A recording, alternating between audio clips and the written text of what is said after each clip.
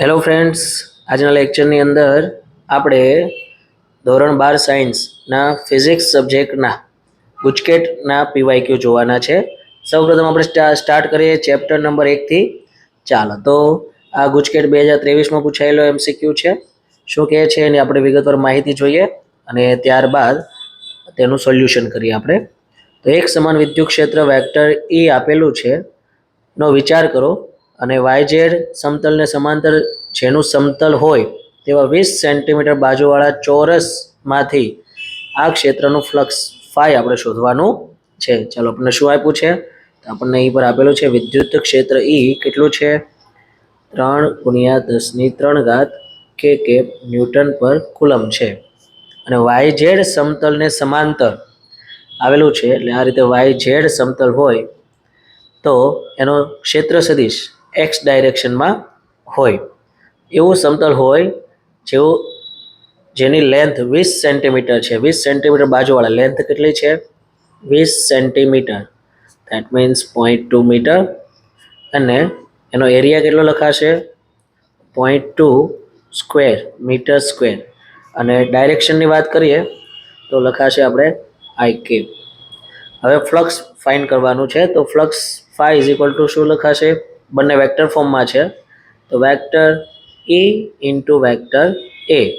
સો અહીં vector E K cap છે, અહીં I કેપ છે, એટલે કિંમતો લખીને K cap into something I cap. I cap into K cap કેટલો આવશે? આન્સર 0 આવશે. સો અહીં પર આન્સર A આપણે થશે. નેક્સ્ટ ક્વેશ્ચનની વાત કરીએ.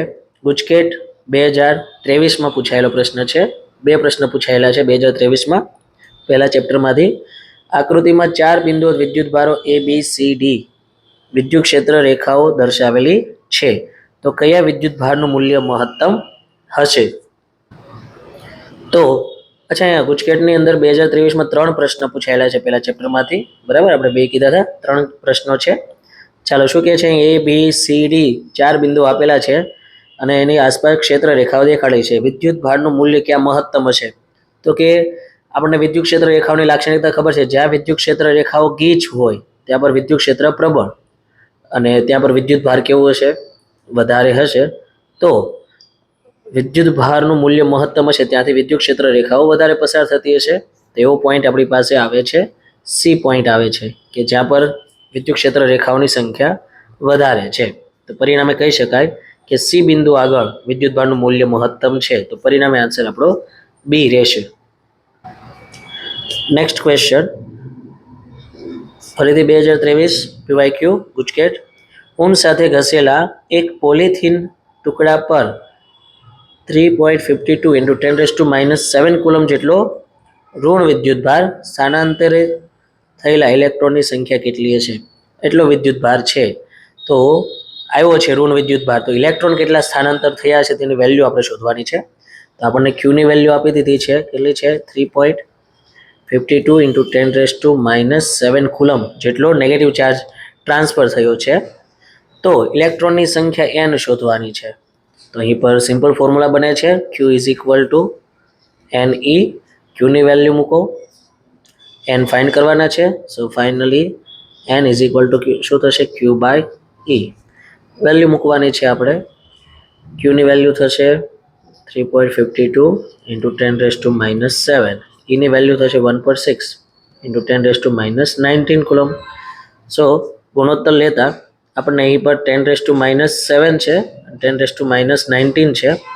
તો -7 + 19 કેટલી થશે? ઘાત 12 થશે, +12 આવશે. એટલે આન્સરમાં જે છે મલ્ટીપ્લાય 10⁻12 આવશે. ઓપ્શન ચેક કરો, બધામાં 12 છે. ઓકે, તો આગળનો ગુણાકાર જોઈએ. 3.52 ભાગ્યા 1.6 કરીએ, 1.6 16 × 2 32, એટલે 2.2 ની આસપાસ આન્સર રહેશે. એટલે કેટલો આવશે? 2.2 × 10⁻+12 જેટલા ઇલેક્ટ્રોન ટ્રાન્સફર થયા હશે. Next question. એક અનંત લંબાઈનો રેખીય વિદ્યુતભાર 2 સેન્ટીમીટર અંતરે, શું કહે છે? અનંત લંબાઈનો તાર છે 2 સેન્ટીમીટર અંતર, એટલે R બરાબર આપણી પાસે થયા 0.02 મીટર અંતરે એટલું વિદ્યુત ક્ષેત્ર ઉત્પન્ન કરે છે. કેટલું આપ્યું છે? 9 × 10⁴ ન્યૂટન પર કુલમ જેટલું વિદ્યુત ક્ષેત્ર ઉત્પન્ન કરે છે. તો તેનાથી 3 સેન્ટીમીટર અંતર ઉદ્ભવતું વિદ્યુત ક્ષેત્ર કેટલું? તો R1 કહી દઈએ, E1. તો R2 બરાબર છે આપણી પાસે 3 સેન્ટીમીટર, 0.03 મીટર. તો તે ઉદ્ભવતું વિદ્યુત ક્ષેત્ર E2 બરાબર કેટલું? હવે આપણને ખ્યાલ છે કે અનંત લંબાઈના તાર વડે ઉદ્ભવતું વિદ્યુત ક્ષેત્ર E બરાબર શું લખાય? 2k લેમ્બડા/r. તો આના મત મુજબ આપણે જો આમ લઈશું તો E is proportional two 1/r કહેવાય. આના અનુસંધાનમાં આપણે લખી શકીએ E1 ના છેદમાં E2 બરાબર વ્યસ્ત પ્રમાણ થયું ને, એટલે R2 ના છેદમાં R1 લખી શકાય. ચાલો, E1 ની વેલ્યુ આપણી પાસે છે 9 × 10⁴. E2 આપણે શોધવાના છે. R2 0.03 એટલે 3, R1 0.02 એટલે કે 2 લખીએ આપણે, 10⁻² ઉડાડી દઈએ. E2 ને કરતા બનાવો તો E2 ઉપર જશે, તો શું થશે? E2 આ બાજુ આવ્યા, 2 ઉપર જાય, 3 નીચે જશે. 2 × 9 × 10⁴ ના છેદમાં 3. 3 દુને 6 × 10⁴ ન્યૂટન પર coulomb is equal two E2. 10⁴ એટલે આન્સર આપણી માટે આવશે એપલ એ. આ 2022નો ગુજકેટનો પ્રશ્ન થયો.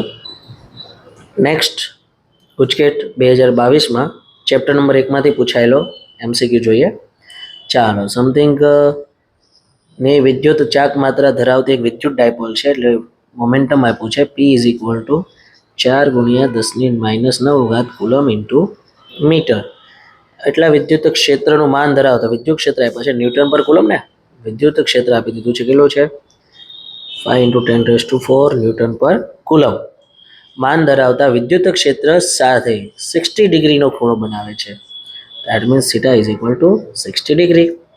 તો ડાયપોલ પર લાગતા ટોર્કનું માન શોધો, મૂલ્ય શોધો. તો ટોર્ક ઇઝ ઇક્વલ ટુ શું થશે? તો કે P E sin theta. Vector P cross vector E થાય ને, તો એના મત મુજબ P sin થીટા થશે. P ની વેલ્યુ લખો 4 × 10⁻⁹. E ની વેલ્યુ 5 × 10⁴ અને sin 60. તો પેલા થાય 4 × 5 = 20 × 10 પેલી થાય -9 + 4 એટલે -5 થશે. sin 60 ની વેલ્યુ થાય 1/2. કેટલો આન્સર આવશે? તો કે અહીં પર sin 60 √3/2 થશે. ઓકે, તો 20 ને 2 ઉડાડીએ એટલે 10 વધે, × 10⁻⁵ √3 ની વેલ્યુ થશે 1.73. એટલે કેટલો આન્સર આવી શકે આપણો? 17.3. 17.3 × 10⁻⁵. મતલબ આપણો આન્સર બને છે એ. અને એ જ રીતે જોવા જાવ, જો ઘાતની ભૂલ જોઈએ તો 17.3 એટલે આપણે 1.73 × 10⁻⁴ ન્યૂટન ઇન્ટુ મીટર પણ આપણે લખી શકીએ છીએ. પરિણામે આપણો આન્સર એ અને બી બંને સાચા બને છે. મિત્રો, ગુજકેટની અંદર જો આવા કોઈ MCQ આવે કે જેમાં 2 આન્સર હોય તો આપણે બંનેમાંથી કોઈ એક આન્સર પૂરવાનો, બંને આન્સર પૂરવાના રહેશે નહીં. બંનેમાંથી કોઈ એક આન્સર પૂરો અને આપણને પૂરા માર્ક્સ મળી જશે. બંને પૂરશો તો ક્વેશ્ચન ખોટો પડવા, આપણો આન્સર ખોટો પડવાની શક્યતા રહે છે. એટલે બેમાંથી કોઈ એકનો જ જવાબ લખો, પરિણામે આપણને માર્ક્સ મળી જશે. ચાલો આગળ જોઈએ.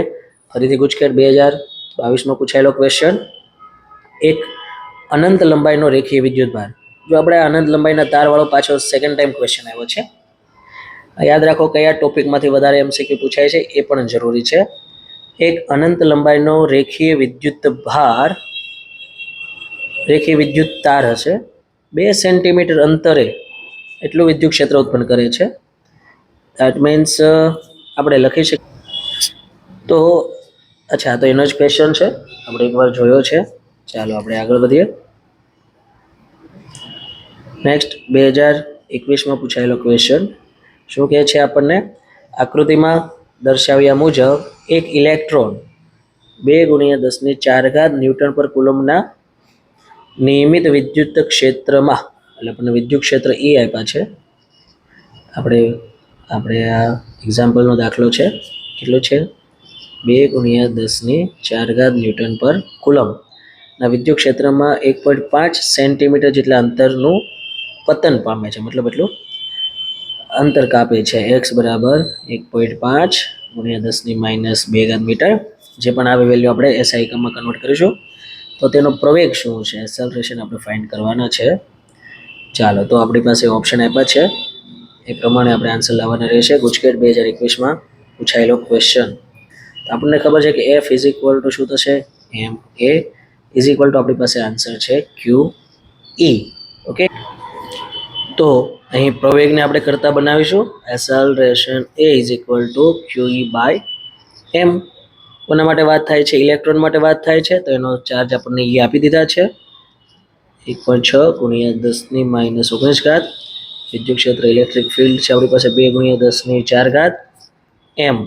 એમની વેલ્યુ માસ ઓફ ઇલેક્ટ્રોન આપણને ખ્યાલ છે 9.1 × 10⁻31. બધું એસઆઈ એકમમાં છે.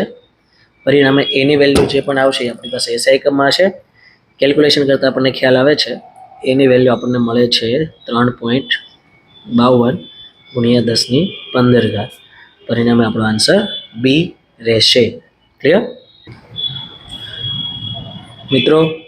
આ ચેપ્ટરમાં 2023માં 3 MCQ હતા, 2022ની અંદર 3 MCQ અને 2021માં પણ 3 MCQ છે. પરિણામે વેઇટેજ ધ્યાનમાં રાખો. ફિઝિક્સની અંદર ગુજકેટમાં પહેલા ચેપ્ટરમાંથી 3 MCQ પૂછાય છે. ચાલો, તો આગળ વધીએ. વિદ્યુત ડાયપોલના કારણે અક્ષ પર x અંતરે અને વિષુવ રેખા પર y અંતરે વિદ્યુત ક્ષેત્રની તીવ્રતા સમાન છે. શું કહે છે?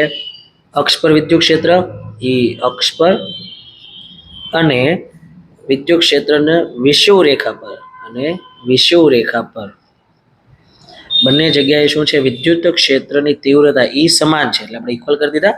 તો એક્સ અને વાય નો ગુણોત્તર કેટલો થશે? તો આપણને ખ્યાલ છે, અક્ષ પર ઉદ્ભવતું વિદ્યુત ક્ષેત્રનું સૂત્ર શું થશે? 2kp/r3. અને r એટલે કેટલું અંતર લેવાનું? x, એટલે x³ લેશું. ઇઝ ઇક્વલ ટુ વિષુવ રેખા પર વાત કરીએ તો -kp/r3. ખાલી મૂલ્યની વાત કરીએ તો kp/r3. અને અંતર r બરાબર આપણે કેટલા લેવાના છે? y. That means y³. તો આપણે શોધવાનું છે શું?